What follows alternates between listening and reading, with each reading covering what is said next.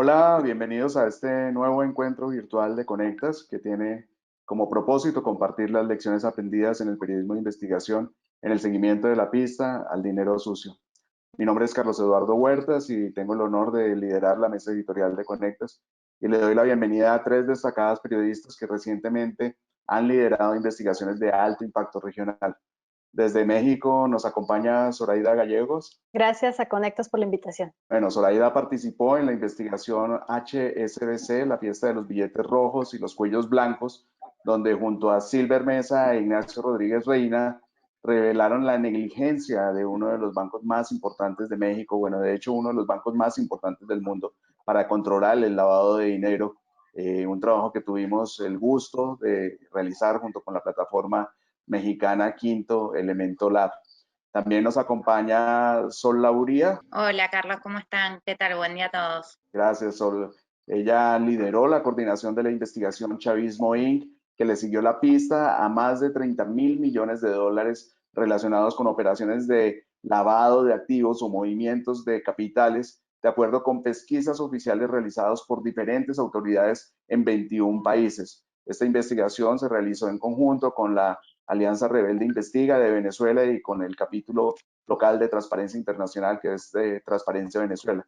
Y finalmente nos acompaña Pilar Cuartas. Hola Carlos, gracias por la invitación. Pilar es periodista del Espectador y participó en el capítulo de Colombia de los FinCEN Files, donde se mostraron los vínculos de dinero sospechosos con empresas multinacionales, personajes del arte, personajes del deporte, una serie de publicaciones que se hacen en conjunto con Conectas y hacen parte de las investigaciones globales lideradas por el Consorcio de Periodistas de Investigación.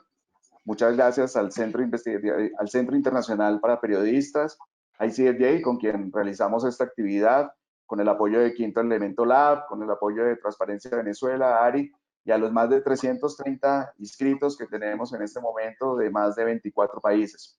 Sin más preámbulo, dejo este panel en manos de Iván Ruiz, mi colega en la mesa editorial de Conectas, e igual un gran destacado periodista de investigación que desde Argentina ha trabajado en muchas de estas investigaciones globales. Él estará a cargo de la moderación, por mi parte yo estaré tras escena y en caso de alguna circunstancia técnica activaré mi cámara. Iván, bienvenido y éxitos en esta conversación. Muchas gracias, Carlos, por la invitación, gracias por el saludo. Bueno, los saludo a todos de Buenos Aires. Un placer para mí ser moderador de este encuentro con tres grandes periodistas de la región que han hecho grandes trabajos en los últimos tiempos. Un encuentro que intentemos que sea como una especie de café, lo que sería un café en nuestra vieja normalidad, un mate quizás para los argentinos que también estamos acostumbrados, más relajados y para hablar de nuestros trabajos y también sobre todo porque las cosas que han hecho últimamente y que se han leído a través de redes sociales, en sus medios y demás, están vinculados al tema del lavado de dinero, un tema que es súper, pero súper interesante desde el periodismo para abordar distintas etapas del lavado. Bueno, creo que todas pueden contar desde su experiencia algún elemento de esas etapas que son bien, bien atractivos y lo que le agrega además, creo que a esta conversación, un puntito extra es que son tres mujeres, así que voy a preguntarles también en el transcurso de la charla por la perspectiva de género. A mí, generalmente, cuando leo una investigación periodística en la que dentro del equipo hay una mujer, siempre veo algún matiz, alguna cosita distinta, así que les voy a preguntar por eso también, por la perspectiva de género dentro de la investigación periodística. Bueno, sin más preámbulos, arranco con mi compatriota Sol Lauría, ha liderado hace poquito el proyecto Chavismo Inc., ahí lo contaba Carlos, y vio pasar desde Panamá en los últimos años varias de estas grandes investigaciones y filtraciones periodísticas, Swiss Leaks, por ejemplo, Panama Papers, por ejemplo, ella fue parte de Panama Papers, Paradise Papers, los FinCEN Files ahora, el mismo Chavismo Inc. que ella lideró. Da la sensación de que en todas estas investigaciones hay una especie de factor común que es, digamos, lavado de dinero vinculado con una trama de sociedades offshore o con los bancos metidos en el medio. Da la sensación también que esto va de mal en peor, digamos, cada vez es más opaco. ¿Vos lo ves así también, Sol? A ver, ¿qué tal, Iván? ¿Cómo andás? Antes que nada, y qué gusto estar acá con mis compañeras y colegas, así que saludo a todo el mundo. Mira, en realidad hay dos cosas. Primero, la opacidad, o sea, todo esto que estamos investigando es un hueco negro al que es imposible acceder.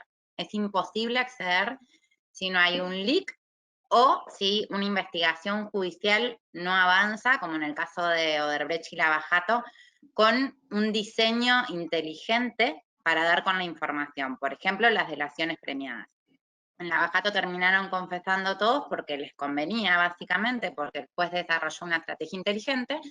En los leaks accedemos a documentos de algunos de los actores de este universo, que son los abogados, como Mossack Fonseca, los bancos, como Fintelfais, hay algunos que faltan, por ejemplo, los intermediarios financieros, a veces son de los bancos, a veces son de casas de cambio.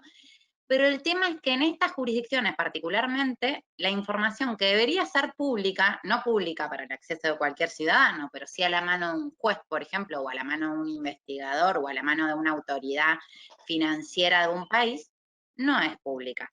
Hay secreto. Entonces hay acciones al portador o el beneficiario final, o sea, el dueño real de una sociedad, es imposible de conocerse.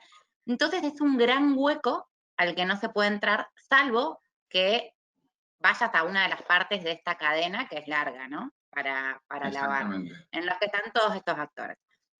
Entonces ya de por sí lo que se conoce es un porcentaje ínfimo de lo que existe. Porque imagínate que hubo Lava Jato, solo una empresa. ¿Cuántas empresas hay alrededor del mundo que tienen licitaciones públicas y operan y bla, bla, bla? Solo una empresa de Brasil, aparte. Mossack Fonseca es solo un estudio de abogados, es solo un bufete. En Panamá, de hecho, hay bufetes más grandes que Mossack Fonseca. Y en el mundo hay bufetes más grandes que hacen más cosas. Y así, cada uno de los leaks, solo una lista de un banco de Suiza. Entonces es un porcentaje ínfimo lo que llegamos a conocer. Imagínate, bueno, vos ya te debes imaginar, pero imagínense todos, que con el escándalo y el ruido que causa, cada vez que publicamos algo, algún tipo de investigación de este tipo, ya sea por investigación propia, que también es un porcentaje ínfimo porque hay información a la que no puedes acceder y me estoy adelantando a temas, por leak o por investigaciones judiciales, es un escándalo, pero ni debe ser el 5% de lo que hay. Entonces, ya existe mucha cosa oscura porque hay un sistema que lo permite garantizando la secrecía, que rodea de un muro de privilegio a los millonarios y a la gente que usa este tipo de servicios, y en el que los periodistas estamos un poco atados de manos y tratamos de conocer con los mecanismos posibles, éticos, pero es información que debería ser pública. O sea, lo que está mal es el sistema. Y eso es importante aclararlo. Sí, ¿qué tal, Zoraida? Buen día, ¿cómo estás? Ahora te pregunto a vos. Un poco la sensación que nos da, retomando lo que decía Zoe, es que los periodistas venimos a meter el ojo en una ventanita, ¿no? Esos sistemas súper oscuros y súper opacos que es casi imposible acceder porque no es información pública, sino por otra manera que no sea la filtración. En tu caso, vos trabajaste muchísimo en la investigación que mencionaba recién Carlos, el caso del banco HSBC en México. A ver, la sensación que me da es que los bancos han tomado un protagonismo dentro del esquema de lavado que no es el que está escrito en las leyes, sino que es un organismo una organización, digamos, la de los bancos, que de alguna manera se han preocupado más por encubrir que reportar operaciones sospechosas. De hecho, en varios de tus trabajos hemos visto que se recomiendan los narcos, los bancos entre sí. ¿Cómo es eso? ¿Cómo funcionan los bancos dentro del sistema de lavado? Bueno, Iván, yo creo que los bancos son una pieza fundamental en los esquemas de lavado de dinero y lo hemos venido viendo a través de todas estas distintas investigaciones, pues porque simplemente pueden mover grandísimas cantidades de dinero a través del mundo, a través del sistema financiero internacional. Y una de las lecciones o algo de lo que hemos visto es simplemente cómo ellos siempre alegan pues que no conocen el origen de ese dinero ilícito, ¿no? Y ellos simplemente sirven como un conducto para poder mover estas grandes cantidades. Digamos, ellos reciben este dinero en sus cuentas y después los clientes les piden moverlos a paraísos fiscales, a otras cuentas alrededor del mundo, y ellos, digamos que son como un conducto para mover el dinero, y el argumento común es que, bueno, nosotros no sabíamos que este dinero provenía de tráfico de drogas, no sabíamos que venía de la extorsión, no sabíamos que venía del secuestro, como ocurre muy seguidamente, bueno, acá en México, ¿no? Con todo este tema de la guerra contra el narco. Entonces, es una excusa muy común de los bancos, y al final de cuentas también vemos que lo siguen haciendo porque no hay sanciones severas. Y algo también hemos visto con todo este tema de HSBC, desde que se les puso esta mega sanción, esta multa histórica en Estados Unidos y también en el caso de México, es que las sanciones se quedan simplemente en eso, en multas que se pueden anunciar como grandes sumas de dinero, como un escarmiento para que no lo vuelvan a hacer, pero son multas, o sea, no hay no los llevan a un tribunal, no llega a una causa penal, a un expediente judicial, nadie termina en la cárcel. Entonces esto pues es un aliciente para que ellos puedan seguir participando en estos esquemas. Yo creo que los bancos son una pieza fundamental en estos esquemas de lavado de dinero. Bueno, Pilar, ¿qué tal? Buen día, ¿cómo estás? Te quería preguntar, en base un poco a tu trabajo que has publicado en Espectador y Conectas sobre los FinCEN Files, porque dentro de esa ventanita que podemos ver los periodistas, los movimientos opacos de entidades como, por ejemplo, Odebrecht, vos te encontraste dentro de un lugar sumamente oscuro, como es el Departamento de Operaciones Estructuradas de Odebrecht, que es de donde se pagaban las coimas, con algo muy colorido y muy excéntrico, que es con un botero. Digamos, llamó la atención de casi todos los lectores en América Latina de historia. Yo te quería preguntar, ¿cuán frecuente es dentro del mundo de lavado de dinero estas operaciones de compra de obras de arte para lavar, para blanquear? Sí, pues lo que el equipo de la investigación de FinCEN en Colombia encontró, digamos, era poco usual encontrar este tipo de prácticas de lavar dinero con obras de arte. En Colombia no había información sobre este tema, las autoridades que habían investigado sobre Odebrecht no tuvieron en el radar nunca que se hayan pagado sobornos con obras de arte, y en la investigación fuimos descubriendo poco a poco que, digamos, si es una práctica usual lavar dinero con obras de arte, digamos, funciona de dos formas. Puede ser con transacciones o ventas de obras de arte con precios sobrevalorados, digamos que ahí se maquillan un poco las cifras para lavar el dinero, o también se pagan sobornos a través de obras de arte disfrazados de compras. Y en medio de la investigación el equipo lo que descubrió es que en Brasil sí se había trabajado el tema. De hecho, en el expediente judicial de Lava-Jato había un capítulo especial llamado Operación Galería, en el que se descubrió que precisamente una galería en Brasil, Almeida Edale, había como supuestamente facilitado ese lavado de dinero con funcionarios que habían recibido sobornos, y a través de la galería pues habían, digamos, lavado el dinero que habían recibido por parte de Odebrecht. Y en medio de la investigación pues poco a poco fuimos reafirmando de que el mercado del arte sí facilita el lavado del dinero, porque muchos países, y de hecho las personas del gremio del arte que consultamos, reafirman la idea de que la debida diligencia no es una preocupación para las empresas o personas jurídicas o personas naturales vinculadas al arte. Entonces, digamos que por ser un tema artístico, una valoración a la obra de un artista, se deja de lado pues la obligación de la debida diligencia. Lo que vimos es que los sistemas o los estados cada vez se deberían preocupar un poco más para ser más estrictos con esos controles en el mercado del arte y evitar que sea un vehículo para lavar dinero. Sí, todos nos quedamos ahí también con ganas de saber cuál era el botero que se habían comprado los empresarios de Odebrecht. No hay indicios. Esperamos Nos también queda... que un poco también surja la preocupación por investigar más y determinar más detalles sobre esta transacción que se reportó como sospechosa en FinCEN Files. Bueno, y de quizás uno de los métodos más excéntricos, por lo menos para la gente común, los lectores, que puede ser el lavado de dinero a través de obras de arte, a uno de los más clásicos, Sol, que es la compra de propiedades, la compra de ladrillos y sobre todo propiedades de lujo. En el caso de Chavismo Inc., vimos que el dinero de la corrupción venezolana terminaba en el barrio de los ricos en Manhattan, en uno de los barrios más caros de Madrid, en condominios de lujo en República Dominicana, entre otros grandes propiedades que se han comprado, realmente una millonada de dinero. Quería saber cómo han lidiado en la investigación con todos estos registros de la propiedad para ir reconstruyendo el monopoly del chavismo. Sí, en este caso Chavismo Inc., como no era un leak, había que producir la información o recopilarla.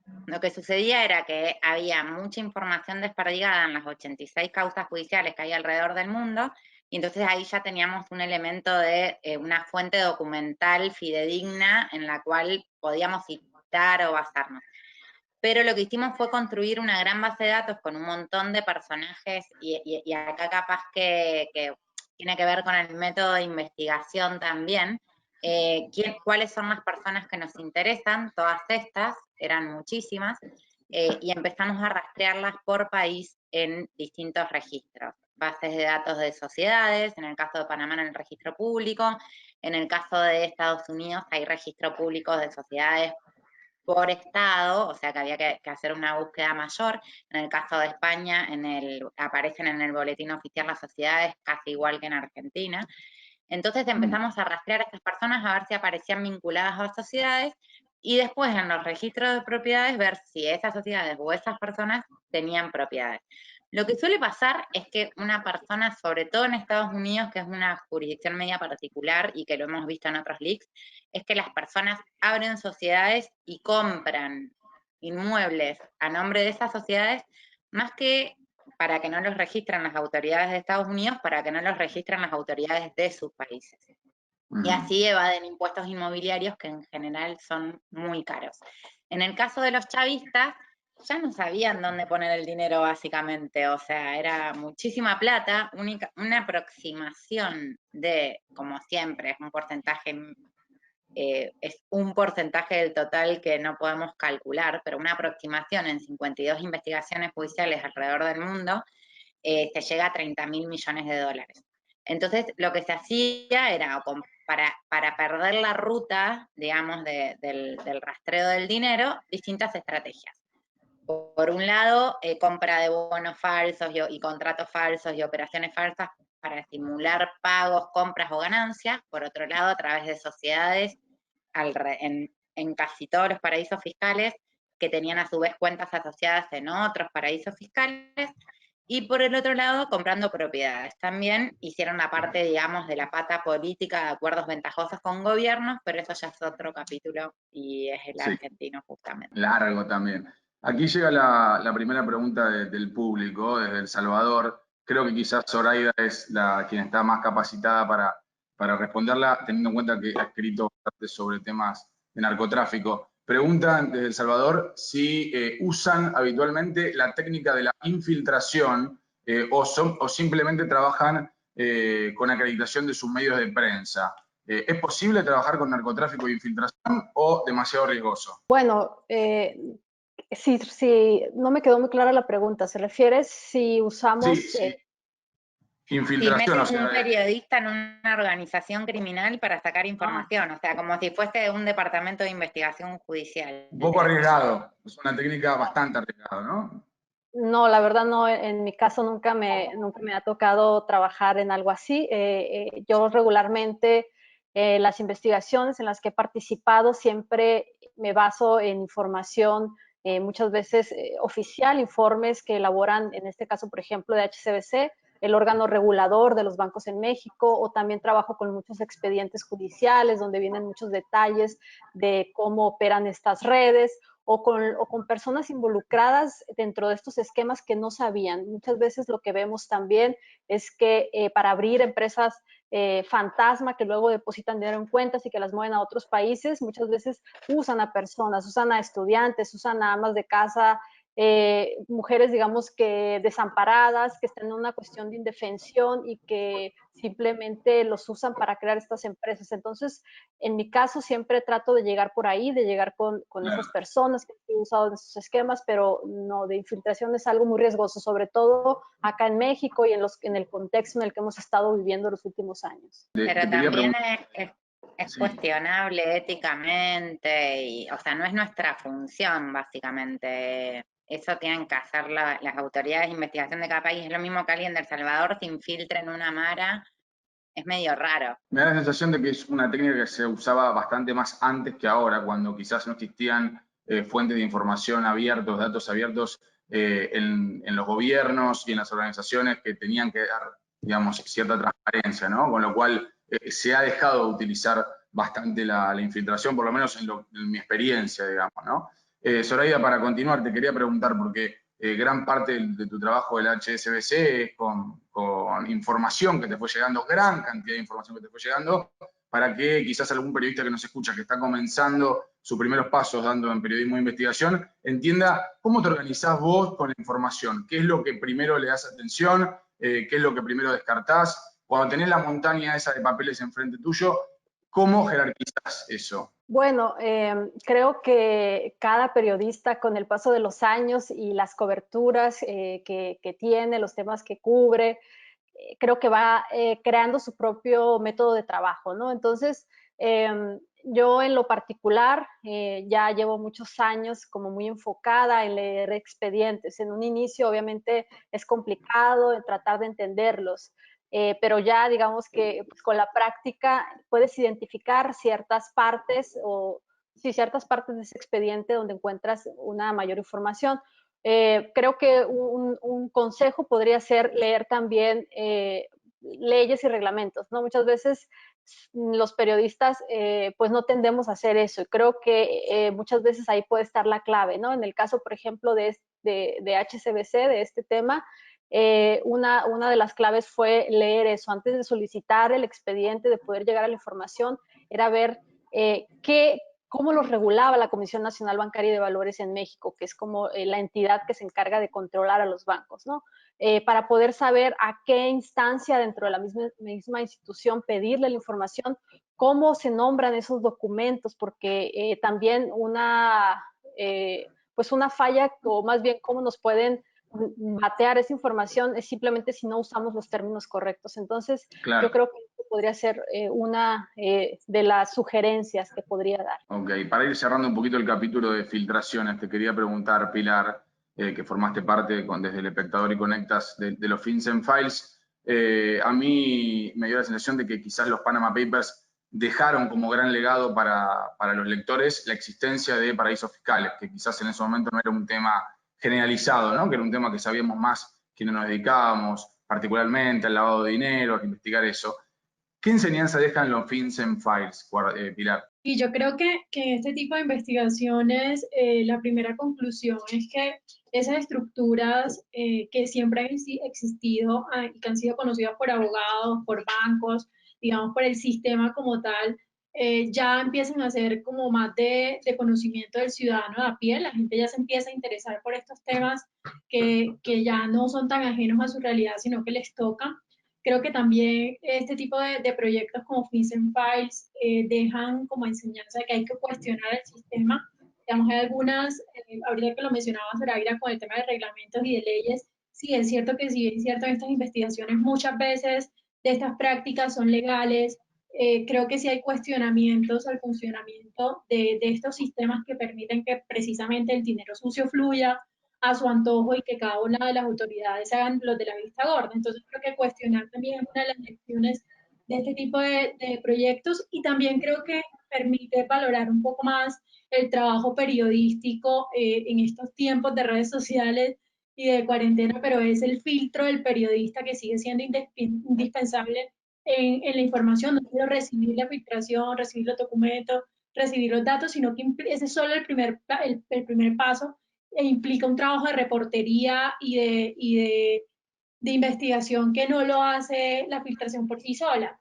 Entonces creo que el papel del periodista dentro de la sociedad y dentro de estos esquemas de corrupción y de lavado de dinero sigue siendo fundamental, aun cuando, incluso aún más cuando las autoridades omiten sus labores y pues su prevención más que todo para el lavado de dinero y el periodista juega un papel central para aprender esas alarmas. Claro, coincido plenamente. No sé, Sol, si vos pensás que hay algún otro aprendizaje que deja estas filtraciones, ¿cómo lo ves?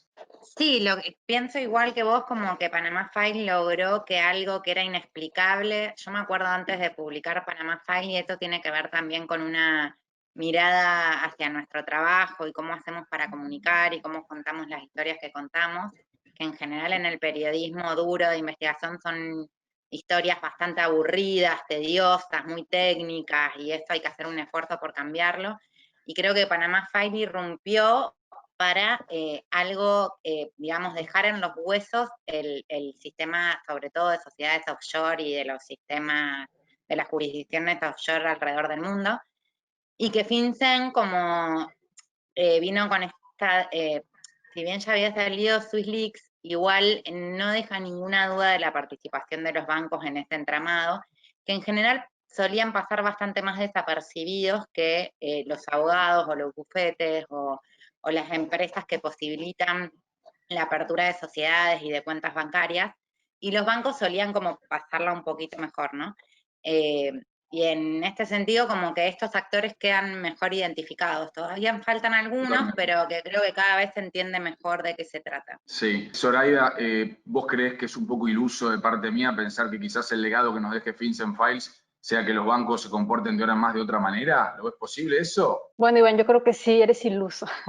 Bueno, yo creo que si algo nos demostró o nos mostró todas estas revelaciones que ha habido con FinCEN, y en el caso de HSBC en México, capítulo México, que a mí me tocó investigar, es justamente eso. Es como en 2012 vimos que a HSBC mundialmente se le impuso una multa que todos decíamos, wow, o sea, tienen que dejar de ser tan laxos y permisivos en sus controles de lavado, pero vimos que eso simplemente no ocurrió. En el caso de México, por ejemplo, nosotros pudimos documentar que después de 2012, que es cuando acá se le pone también una multa por parte de las autoridades, el banco siguió incurriendo en las mismas fallas que ya lo habían señalado previamente. Y una de las fallas más comunes era la de no saber quiénes eran sus clientes, a pesar de que había clientes catalogados como de alto riesgo o de un perfil alto.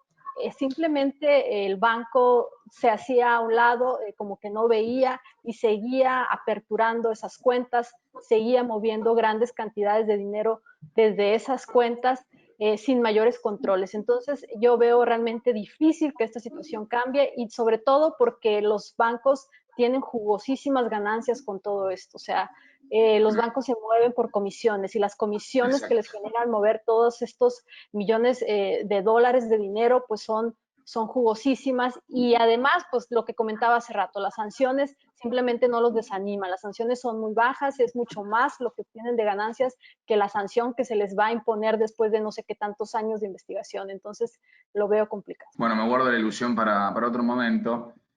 Aquí llegan más preguntas de Perú. Zoraida, te quería consultar a vos, porque en el caso de los bancos aplica muy bien el tema. Preguntan cómo conseguir información pública sobre entidades que no son públicas, como el caso de los bancos. Creo que tu investigación sobre el HSBC es un gran ejemplo de eso. Primero que nada, se debe identificar quién regula a los bancos, ¿no? Siempre hay una entidad regulatoria, y obviamente no vamos a poder llegar a obtener esa información de los bancos a menos que haya pues una filtración, ¿no? Como en los casos que ya hemos visto, y que los periodistas podamos acceder a esos documentos. Pero una forma es preguntarnos, como les decía hace ratito, o sea, ¿cómo funciona la regulación en cada país? En el caso de México, nosotros tenemos una ley de transparencia, pues que la verdad ha sido muy generosa y ha tenido grandes beneficios. Y a través de esa ley es como nosotros pudimos llegar a la información del banco, pero a través del órgano regulador. Digamos que el banco tiene la obligación de entregarle a este órgano regulatorio toda la información de sus operaciones, de todas las irregularidades, de las cuentas que reportaban tardíamente. Y toda esa información queda en un expediente que forma la Comisión Nacional Bancaria, y a esa información nosotros podemos llegar a través del órgano regulador. Entonces, creo que esa es más o menos la forma. Exacto, por más que no sea un organismo público, tiene relación con un organismo público, ¿no? La banca. Entonces, quienes lo controlan resguardan mucho de su documentación. Bueno, cerramos un poquito el capítulo de filtraciones globales para avanzar con el tema de las colaboraciones, periodismo colaborativo, que atraviesa también todos los proyectos que vamos a charlar hoy. Sol, te quería preguntar, porque Chavismo Inc. además fue una experiencia inédita, en el sentido de que además de periodismo de colaboración entre periodistas, también incluyó organizaciones sociales, digamos, ¿no? Organizaciones de la sociedad civil, que formaron parte e integraron muy activamente la investigación. ¿Cómo fue esa experiencia? Sí, en Chavismo IN participamos, bueno, Transparencia Internacional, el capítulo local de Transparencia Internacional en Venezuela, una organización local venezolana que es Alianza Rebelde Investiga, que es de periodismo y medios independientes, y Conectas. Como, digamos, para cuento largo, cuento corto, lo interesante del periodismo colaborativo es esto, lo que investigamos es muy complejo.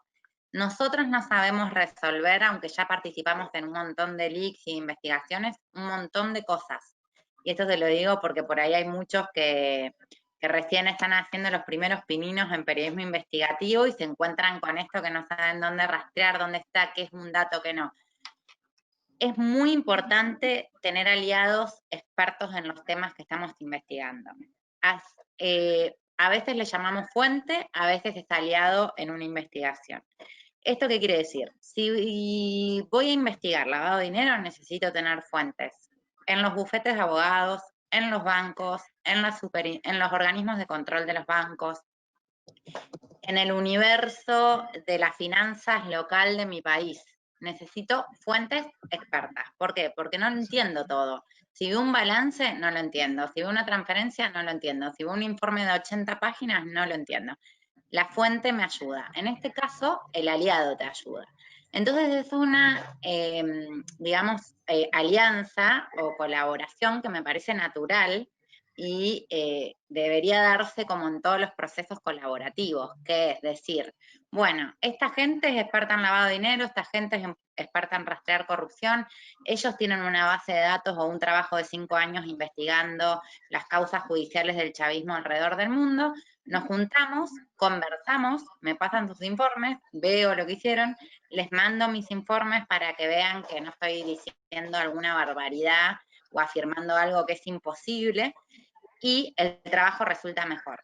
¿Cuál es la base de la colaboración? Primero, el periodista no puede hacer todo solo, el crimen es cada vez más complejo, o sea, no es que esa figura que teníamos del periodista viejo que llegaba a la redacción con un cigarrillo y un whisky, no le hablaba a nadie y se ponía a investigar solo, no puede hoy existir porque es muy complejo el universo del crimen organizado, ya es transnacional. Digamos, si la pandemia es la radicalización de la mundialización, en realidad viene después del crimen organizado la pandemia. O sea, es muy difícil hacerlo solo. Necesitamos aliados en cada país, pero también expertos, digamos, que saben más que nosotros o que conocen este tipo de situaciones. Tengo la sensación de que además hace falta también mucha paciencia y comprensión, digamos, ¿no? Para el trabajo colaborativo, porque siempre, sobre todo en los momentos más tensos, aparece algún contratiempo. Y también tengo la sensación de que las mujeres son mucho más pacientes que los hombres.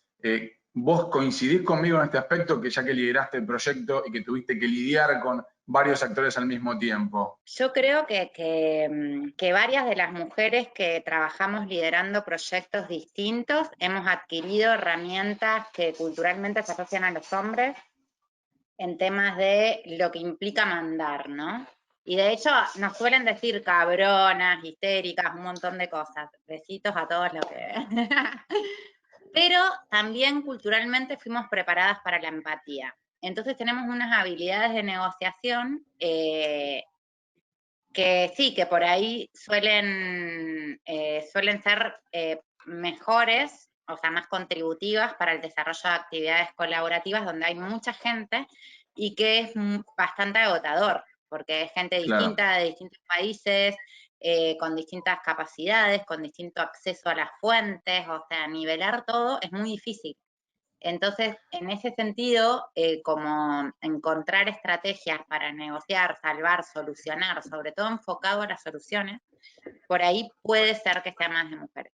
No sé si diría lo de paciencia naturalmente femenina, digamos. Eso dudoso, pero yo siempre por ahí prefiero lo de las trabajar con compañeras sí. mujeres, siempre me parece mejor. No estoy de acuerdo en decir eso, digamos que atribuirles ese calificativo, esas características o cualidades a las mujeres sería como seguir creyendo que las mujeres tenemos estas características y los hombres las otras, o decir que nosotras somos más emocionales y los hombres más racionales.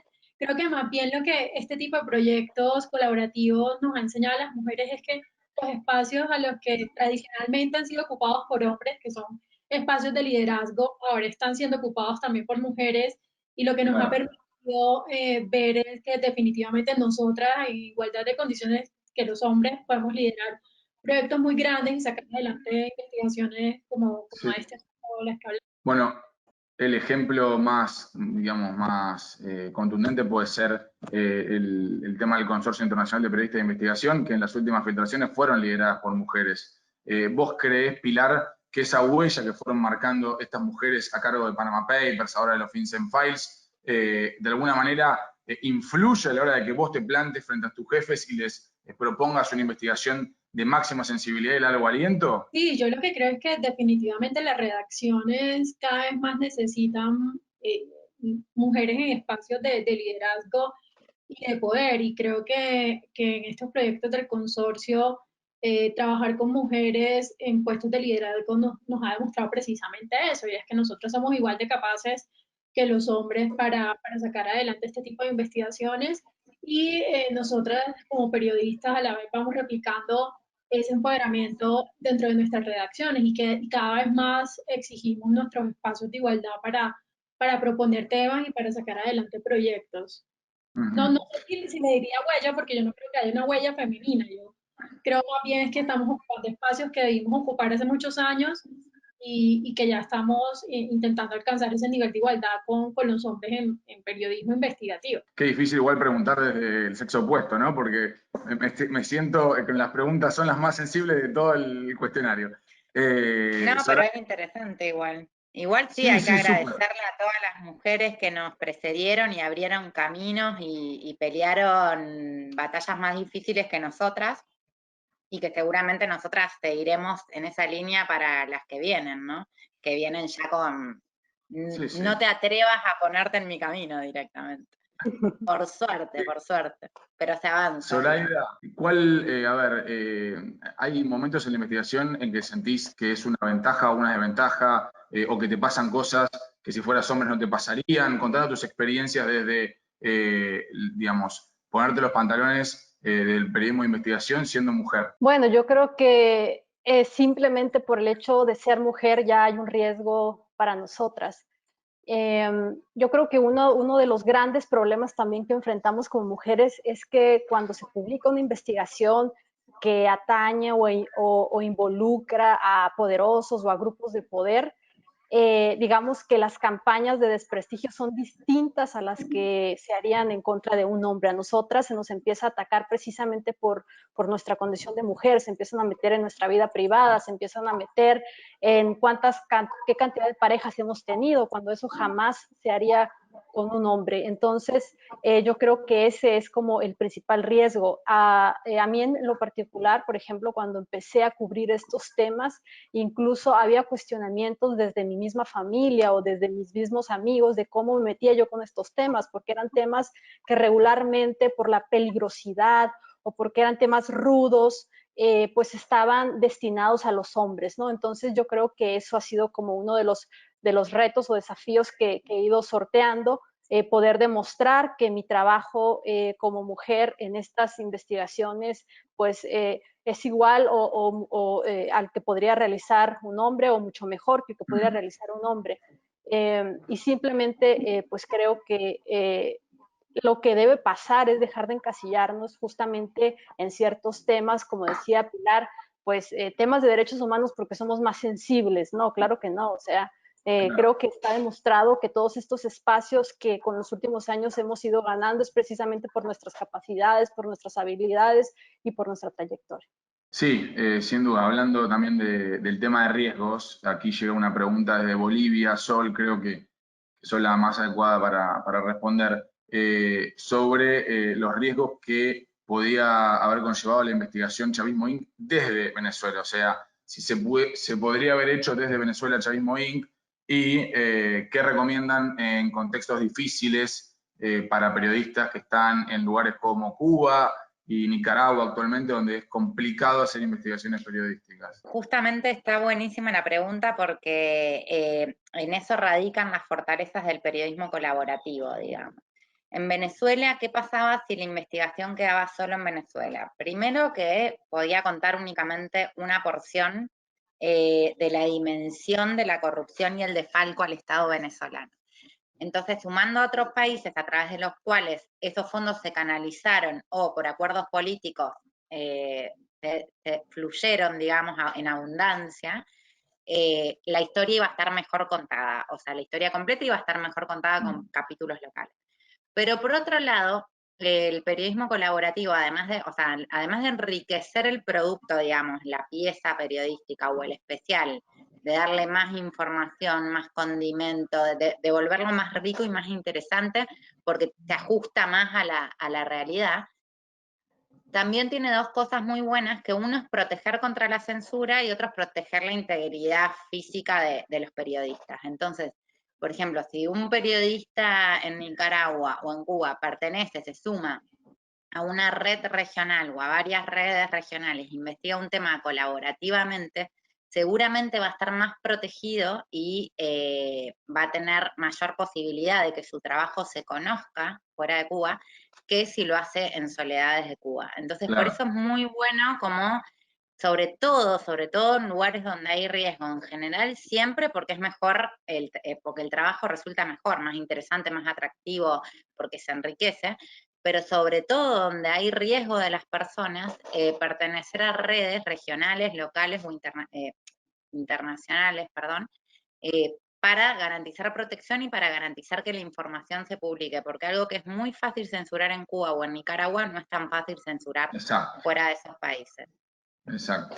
Volviendo un poquito al tema del lavado de dinero, al blanqueo, te quería preguntar, Pilar, algunos consejos quizás también para algún periodista que nos está escuchando, sobre cómo acercar la información del lavado y bajarla, porque a veces es información muy compleja al lector común.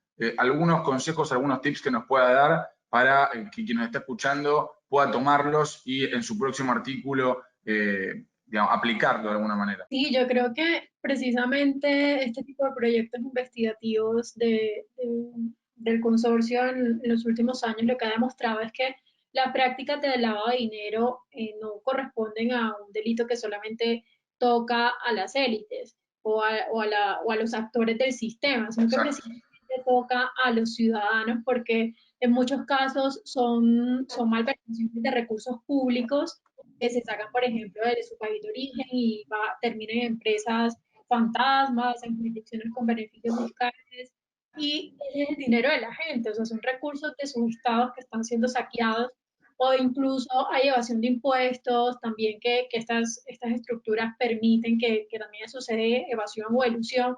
Entonces lo que hace es que, digamos, yo que de ciudadano, estrato medio, estrato 2, que pago mis impuestos puntualmente, cómo me afecta que esta persona que es multimillonario no está pagando los impuestos como debería estar, mientras que yo sí me estoy privando de tantas cosas con tal de pagar mis impuestos. Entonces creo que una de las estrategias para acercar estos temas a los ciudadanos es precisamente mostrar esas situaciones cotidianas en los que ellos se den cuenta que esta práctica, que parece como una práctica lejana de otros países y de otros estratos, me afecta a mí, me afecta directamente en mi cotidianidad y me afecta también a mi bolsillo.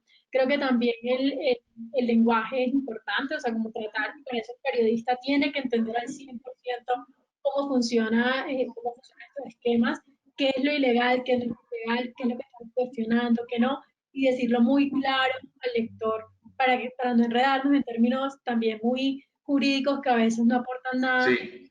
podemos traducir. Más llano, digamos, ¿no? Que se pueda leer más fácilmente, usar términos quizás no tan técnicos, ¿no?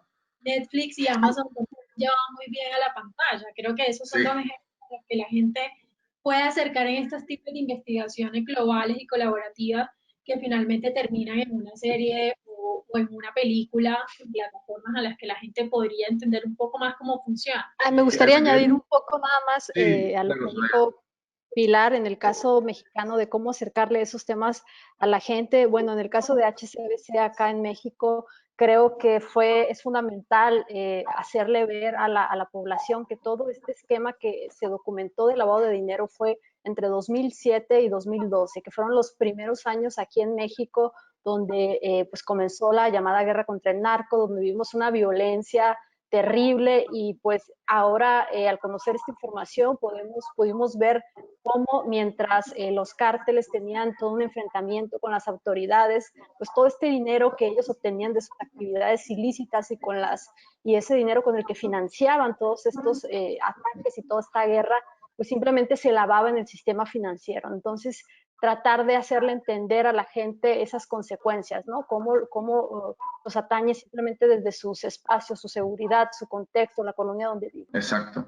Me quedé pensando con respecto al lavado y también, bueno, un tema que atraviesa varios casos, ¿no? La relación tan especial que tiene el crimen organizado con Estados Unidos. En el caso, bueno, del Chavismo Inc., insólito a las contradicciones, ¿no?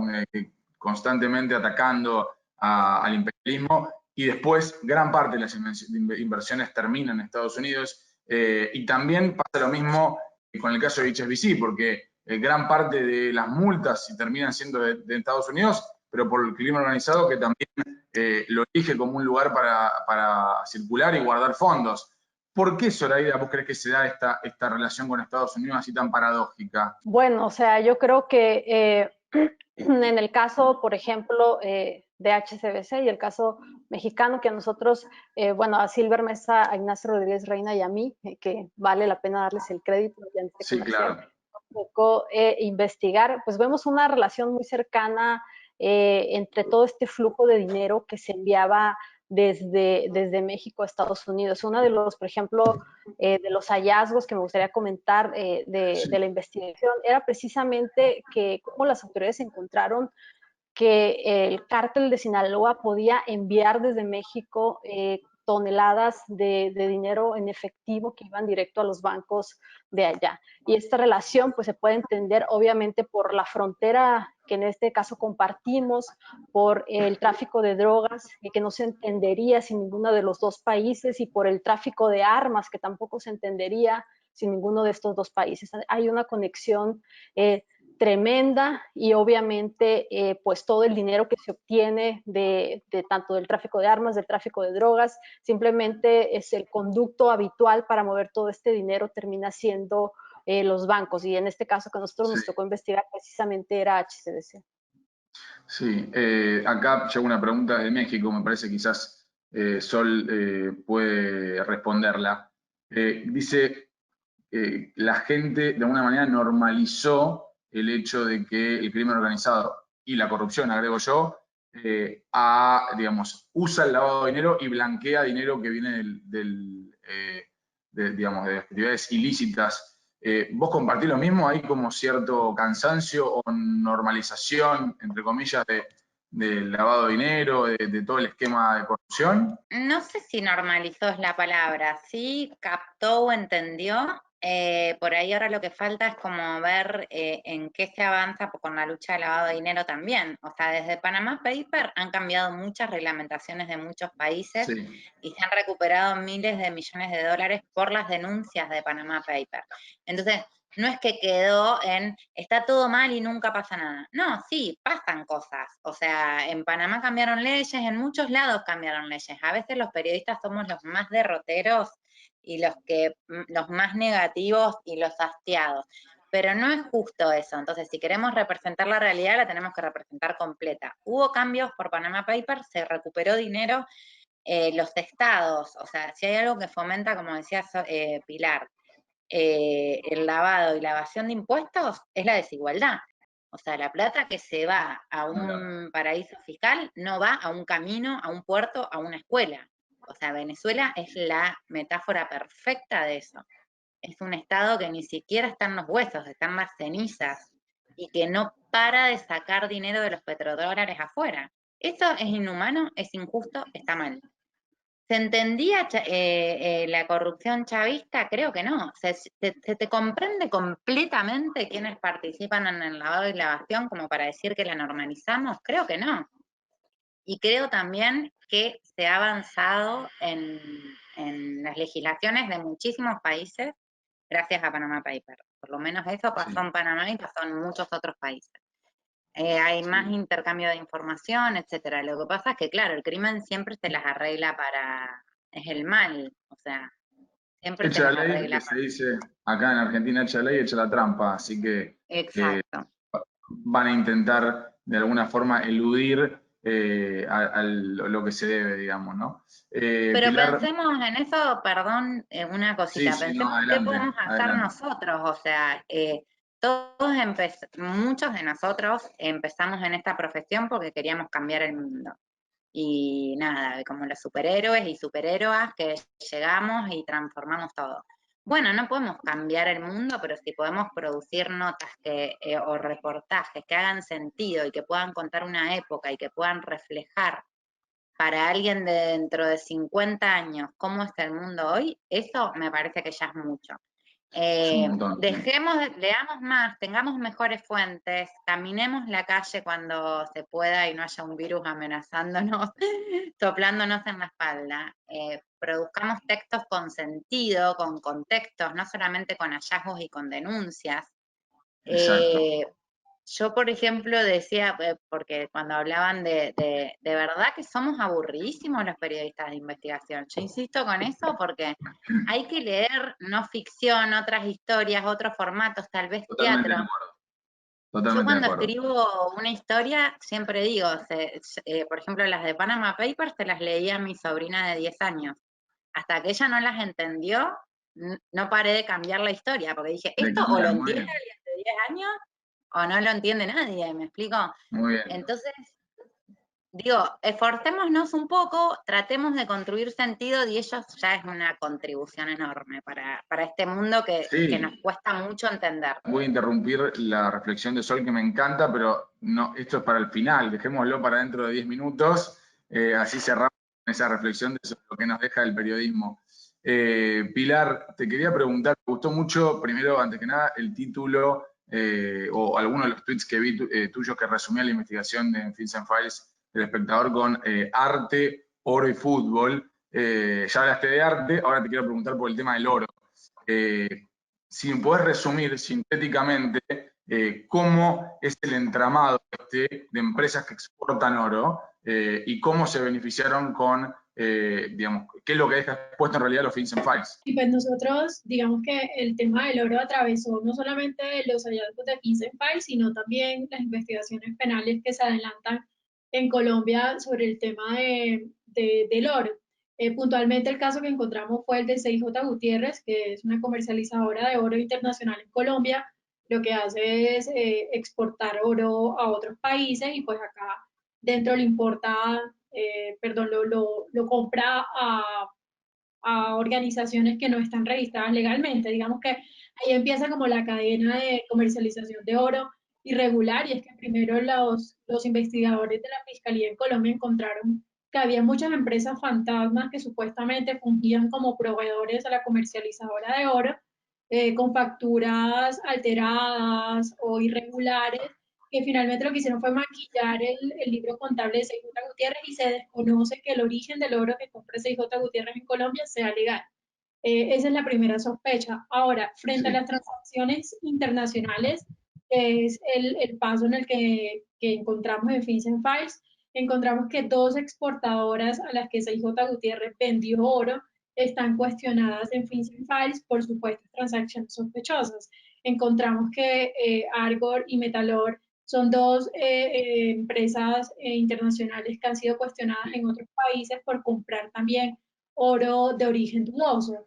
Digamos que vemos que en lo que el elemento en común del tránsito de la comercialización de oro, vemos que las empresas no se preocupan al momento de hacer estas transacciones de saber que el oro que están comprando es de origen lícito y que efectivamente no son resultado de violaciones de derechos humanos o no son resultados de transacciones irregulares, sino que simplemente es rentable hacer estas transacciones y las hacen sin ningún problema. Dentro de ese tema también pues encontramos que la Fiscalía le llamó la atención un procedimiento que Bancolombia, el principal banco, uno de los principales bancos de Colombia, le creó un procedimiento especial a CIJ Gutiérrez y digamos que este procedimiento hizo que se perdiera la trazabilidad del dinero eh, que fluía de Seijuta Gutiérrez, porque era más en efectivo y no en el sistema, por ejemplo, con aplicaciones o virtuales, sino que había mucho flujo de dinero en efectivo. Bueno, muchas gracias por la breve síntesis del gran trabajo. Soraya, la última que te quiero hacer, la última pregunta sobre lo del HSBC. Me llamó mucho la atención que gran parte de la investigación está hecha en base a pedido de acceso a la información pública. Ya contaste aquí toda la capacitación y cómo investigaron y supieron dónde preguntar, a quién preguntar, con qué términos preguntar. Lo que quería saber es, sobre todo porque hay muchos colegas latinoamericanos que nos están escuchando, si vos crees que es posible replicar esta investigación en base a pedido de acceso a la información pública en otros países de la región. Bueno, creo que algo que se me pasó decir es que no se trató tampoco de que a la primera la autoridad nos dio la información. Obviamente hubo una resistencia por parte del órgano regulador, que es la Comisión Nacional Bancaria, pero nosotros acá tenemos un órgano garante, que es nuestro Instituto de Acceso a la Información, y nosotros como ciudadanos, pues obviamente podemos interponer un recurso de revisión cuando nos niegan esa información. Y así fue como pudimos llegar a esa información. Obviamente la autoridad la negó en un principio, nosotros pues recurrimos esa información y al final de cuentas nos la entregan. Lo interesante de esto es cómo después de que nos dan esta primera entrega de expedientes, nosotros quisimos saber después qué había pasado después de 2012 con HSBC, porque sabíamos que seguía incurriendo en fallas y pedimos las nuevas investigaciones que se habían hecho 2012, 13, 14, 15 y ahí fue cuando ya otra vez la autoridad nos negó la información, nosotros nos recurrimos otra vez ante el Instituto de Transparencia, obviamente nos dio la razón, pagamos esas copias y el día que llegamos a la oficina a recoger esa información, el titular de la unidad que nos iba a entregar la información nos recibió con un documento de un amparo donde el banco ya se había amparado para no permitir que esa información que era interna, pues digamos que era indirectamente información de ellos, se siguiera entregando a más personas y que ya no se pudiera seguir abriendo esa información. Entonces, digamos que desde ahí ya no hemos podido obtener más información de HSBC, ha sido casi imposible porque obviamente pues el banco cuenta con despachos pues muy poderosos que se han encargado de mantener todas estas nuevas fallas en la opacidad. Y sobre lo replicar esto en distintos países, ojalá se pudiera, no conozco, desconozco más bien la regulación de las leyes de transparencia de otros países, pero digamos que puede ser por lo menos una vía para intentar acceder a estos informes. Bueno, habrá que ver entonces país por país, pero me suena que será posible en algunos casos, ¿no? Sobre todo quienes tienen leyes más amplias de acceso a la información pública y quienes tienen organismos como la Comisión Nacional de Valores de Bolsa, ¿no? Que existe en México. Aquí llegan preguntas del público, las últimas, ya estamos cerrando los últimos minutos, de Colombia, así que te la hago a vos, Pilar. ¿En sus procesos investigativos qué tuvieron que desprenderse o a qué tuvieron que renunciar? Me preguntan desde Colombia. ¿Tuviste que renunciar a algo de información quizás porque no se podía abordar todo por el enfoque? No, yo creo que en este proyecto no tuvimos que renunciar, pues, entiendo la pregunta es que si tuvimos que dejar información por fuera, ¿sí? Más o menos a eso se refiere. Exactamente. No, creo que, digamos, ahorita que hablaban de la organización del trabajo, para mí es muy importante y creo que para el equipo que trabajamos en FinCEN fue tener en cuenta los filtros, como una vez recibida toda la documentación, hicimos un filtro de la información que consideramos pertinente, un listado de los datos y un listado de las fuentes a las que les competen esos datos. Creo que procuramos al máximo de incluir toda la información que estaba contrastada y verificada y mencionar a las personas que habíamos consultado. Creo que esa es una regla que nos hemos puesto en este tipo de proyectos y es no mencionar a quien no consultamos por este tema de contrastación y porque entre más información tengamos, más completo está el panorama de la investigación. Creo que en este coronavirus aún así lo logramos. Creo que logramos incluir toda la información que considerábamos relevante y la que no fue incluida que fue realmente porque consideramos que no era pertinente en ese tipo de consideraciones. Por ejemplo, ¿qué podríamos dejar por fuera como información privada y privada de los personajes que no aportan nada a la historia, que no son de interés público? Pero el resto creo que hicimos un ejercicio de contrastación para incluir toda la información que considerábamos Claro. pertinente e incluimos a todas las personas que se veían involucradas. Ok, perfecto. Aquí llega una pregunta de Ecuador, Sol, creo que está para vos, porque preguntan cómo considera que están actuando las fiscalías cuando se presentan casos de lavado. Sobre todo te lavo a vos porque Chavismo Inc. gran parte se valió de investigaciones judiciales, ¿no? Depende de las jurisdicciones. En general, las fiscalías hacen lo que pueden, lo que pasa que tienen el mismo problema, que es muy difícil de investigar delitos transnacionales porque le piden información a otras jurisdicciones, en el caso de Argentina, Claro. ¿no? Y no pueden avanzar las causas porque no tienen acceso a los datos que necesitan que le mande el país donde se produce el hecho. Eso pasa mucho con Panamá. Y es uno de los puntos importantes para investigar lavado, el acceso, el intercambio de información automática. O sea, una autoridad fiscal, por ejemplo, de Argentina, necesita información de quién es el beneficiario final de una sociedad panameña porque encontró la FIP, el organismo que investiga el lavado en Argentina, que aparece vinculado a una sociedad en Panamá, y en Panamá nunca le responden. Entonces ya la investigación se tranca. Pero en general suelen avanzar bastante o aportar datos que por lo menos nos dan la seguridad de poder citar porque tiene un documento de respaldo todo lo que avanzan, ¿no? Entonces a veces que no tenemos cómo probar algo, por lo menos lo de la justicia nos da un pie.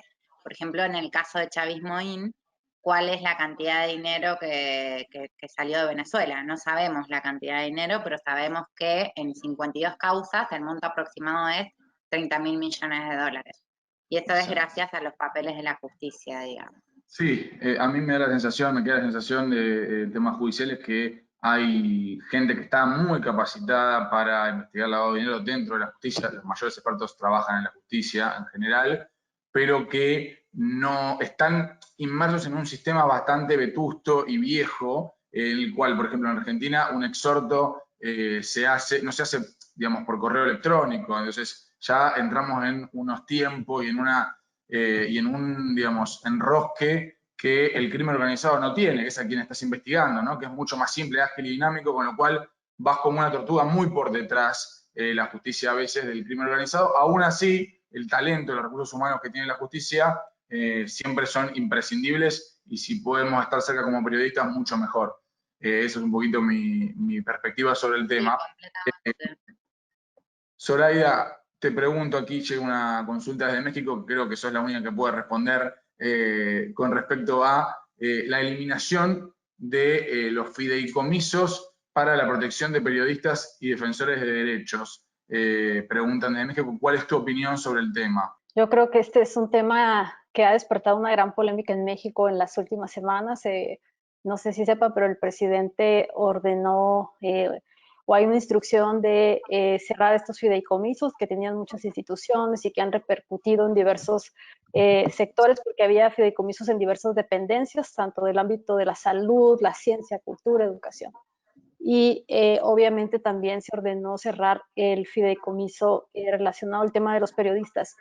Yo creo que coincido con muchas personas que se han pronunciado por haber hecho una revisión antes de cada uno de estos fideicomisos y obviamente cerrar los donde se encontraran fallas y estos actos de corrupción o irregularidad, y simplemente antes de tomar una decisión de esa magnitud, pues poder revisarlos, no generalizar en que todos habían anomalías o irregularidades o corrupción. Bueno, para cerrar ya algunas preguntas más colectivas, vamos pasándonos las palabras cortito. Lo primero, las tres son miembros, son parte de la comunidad de Conectas. Si querés, Pilar, comenzamos contigo. ¿Cuál es la experiencia que te llevas de trabajar junto con Conectas? Yo creo que ahorita Sol lo mencionaba y era como cambiar un poco el chip del periodista, porque digamos, aquí prima más el trabajo colaborativo que la exclusiva, y creo que eso es lo primordial para este tipo de proyectos, la colaboración y también el compartir información constantemente. O sea, los datos no los consigo solo para mí, y para mi trabajo y porque yo lo voy a sacar primero que los demás. Creo que el hecho de ya tener el chip de me llega un dato y lo quiero compartir con el equipo ya para saber sus impresiones y sus opiniones y como conocer qué vamos a hacer con esta información, me parece que es el cambio más importante que yo he tenido en este tipo de trabajos y que ha permitido tener resultados como los que hemos tenido. Sol, conoces bien la casa, ¿no? Conoces bien la comunidad. Sí, son años, ¿no? Bueno, yo me volví, digamos que era una periodista como más de periódicos. Yo me formé en periódicos, o sea, empecé los primeros años en periódicos, trabajé en agencia de noticias, así muy riguroso, pero más de la gráfica. Y Conectas me dio el salto fundamentalmente, además de un montón de cosas, fundamentalmente me volví una periodista de estos tiempos, digamos. O sea, aprendí a usar Excel, bases de datos, etcétera, etcétera. Todo ese universo lo incorporé estando en Conectas, ¿no? Lo desconocía completamente. Siempre cuento algo que, para hacerlo cortito, que es que la primera vez que hablé con Carlos me mandó a hacer un ejercicio de scrapping, que es como chupar información de un formato cerrado a un abierto, y me dijo, te llamo en 1 hora para ver cómo te fue, porque me dijo, es que sos muy tradicional, periodista muy tradicional. Bueno, pero puedo aprender, le dije yo. O sea, no tenía ni la menor idea. Y no lo pude hacer. Entonces le dije que no, que se olvide de mí, que no me contraté, que no iba a poder hacer eso nunca. Y al final, por suerte, él me leyó mejor que yo misma y empezamos a trabajar juntos. Y así aprendí todo, digamos, del nuevo periodismo, de periodismo digital, de bases de datos, etcétera. Muy bien, muchas gracias, Sol.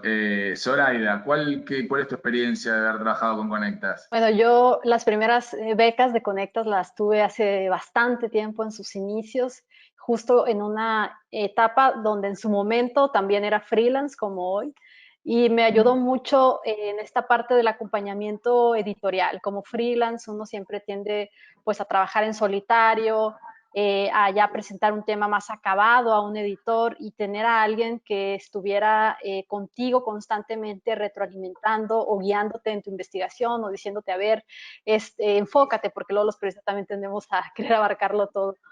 Pues Sí. fue de mucha ayuda. Y obviamente conocer a tantas personas, a tantos colegas, poder compartir con una red internacional de periodistas, de saber que si tengo que conseguir información o conocer algo de cierto país, va a haber un contacto ahí que siempre va a estar dispuesto a ayudar. Sí, sin duda. Una de las grandes cosas y ventajas que tiene Conectas es esta comunidad. Bueno, a ver, para despedirnos quería que compartiéramos una reflexión un poco en la línea de lo que había comenzado Sol, sobre creo que lo que todos elegimos de esta profesión para intentar hacer un poco mejor este mundo, ¿no? Y cambiar algunas de las cosas que creemos que son injustas. Entonces, un poco en base a su experiencia, quería saber si creen que vamos por el buen camino, si vamos mejorando de a poco y si creen que el periodismo va contribuyendo finalmente desde sus puestos y su granito de arena a hacer que las cosas cambien un poquito para mejor, ¿no? Pilar, ¿querés comenzar? Sí, yo definitivamente creo que una de las lecciones de este tipo de proyectos es sobre el trabajo periodístico. Creo que cada vez más el rol del periodista está como recobrando su relevancia dentro de la sociedad y siento que solamente con el hecho de dar información, aun cuando lo explicaba ahorita, es que nos apana un poco de que al otro día de la publicación ya estén anunciando órdenes de captura o al menos investigaciones disciplinarias o penales y que no suceda, creo que no debemos frustrarnos, creo que solamente el hecho de hablar información ya es un aporte importante, creo que el hecho de que la información esté pública y que todo el mundo pueda acceder a ella y tenga conocimiento, así sea el número de una transacción y los sujetos involucrados en dicha transacción, puede permitir que más adelante ese dato sea relevante para otra cosa, para una investigación de las instituciones, para una información de un cliente, para el acceso del ciudadano a pie que quiere investigar sobre tal persona o tal empresa. Entonces creo que solamente el hecho de que la información quede pública es un paso importante y haya más información verificada, información contrastada, información bien tratada por el filtro del periodista. Sí, ahí la responsabilidad para hacer filtro es importantísima. ¿Vos, Zoraida, compartís esta idea de que estamos haciendo de a poquito lo correcto? ¿Cómo lo ves? Bueno, claro que sí. Como hemos dicho, yo creo que como periodistas siempre tenemos esta ilusión del cambio, ¿no? Y dependiendo de cada caso, pues muchas veces nos podemos desilusionar porque pues vemos que en el caso mexicano, por ejemplo, que siempre es de los países donde se puede revelar una casa blanca, como fue esta investigación que publicaron varios colegas, y no pasa mucho, ¿no? Entonces hay como siempre esa frustración, pero como decía Pilar, yo creo que nuestro trabajo simplemente es revelar eso que tal vez estaba tendiente a quedar ahí oculto, y el simple hecho de lograr que los ciudadanos se indignen, lograr que el ciudadano se indigne por ese hecho, por eso que estamos revelando, y que se vuelva una persona más exigente con sus gobernantes, más crítico. Yo creo que ya para mí eso es una gran satisfacción, poder generar ese cambio social, esa conciencia en los mexicanos, en los ciudadanos, de volvernos más exigentes con nuestros gobernantes para poder tener mejores condiciones de seguridad económicas, sociales y todos tendiente a acabar pues con la violencia, con la desigualdad. Sí. Bueno, Sol, algo ya adelantaste, pero quería saber tu reflexión final sobre esto que podemos aportar nosotros como periodistas a la sociedad.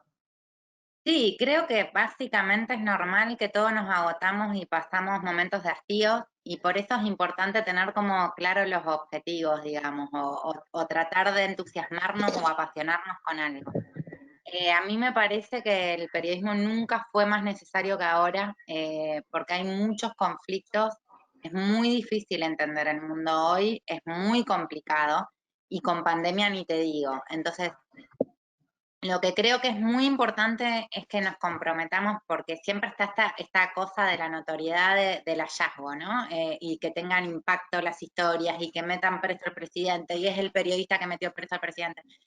A mí me parecen muy interesantes las historias que nos permiten entender el mundo en el que vivimos, que construyen sentido y que cuentan la trama completa. O sea, no me sirve de nada saber que fulanito de tal escondió a través de un banco tantos millones si no entiendo el universo que permite que eso suceda y por qué sucede. O sea, los nombres los olvidamos, los casos probablemente también. Las tramas, si están bien contadas, es muy difícil que las olvidemos. Sí, Necesitamos esforzarnos en contar mejor, pero claro, para contar mejor tenemos que primero entender nosotros, entonces es un trabajo entender, ¿no? Significa leer mucho, preguntar mucho, hacer muchas entrevistas, estar muy seguros de lo que estamos afirmando. Y esa es totalmente. como lectora, o sea, como consumidora, agradezco el que produce un texto en ese sentido, y mi esfuerzo estará también en ese sentido, no todo el tiempo porque no es tan fácil, pero muchas veces. Coincido plenamente, bueno, con Sol en especial, lo último que comentaba, también lo que decía Pilar sobre el filtro, sobre el rol nuestro de los periodistas, que cada día sigue siendo un poquito más importante a pesar de que hay redes sociales, que hay información que llega desde un lado o del otro. El rol de los periodistas formados e informados es indispensable, creo que no hay duda de eso y todos coincidimos, estamos de acuerdo, sobre todo en una época de tantas fake news y tantas cosas que hacen falta, rigurosidad para dar a conocer, antes de dar a conocer. Bueno, se nos terminó el tiempo, ya extendimos como 15 minutitos, pedirle disculpas a los que no pudimos leer las preguntas, no nos alcanzó el tiempo, y agradecerle a todos, especialmente, bueno, a nuestras 3 compañeras del día de hoy, Sol, Zoraida, Pilar, muchas gracias por estar con nosotros, por compartir esta hora de sus trabajos y todo su talento. También a los aliados de Conectas, el Centro Internacional para Periodistas de Investigación, Quinto Elemento Lab, la Alianza Rebelde Investiga y Transparencia Venezuela. Y yo quiero agradecer particularmente a Conectas por darme la oportunidad de moderar este encuentro digital. Así que les mando un abrazo grande a todos y muchas gracias por estar con nosotros.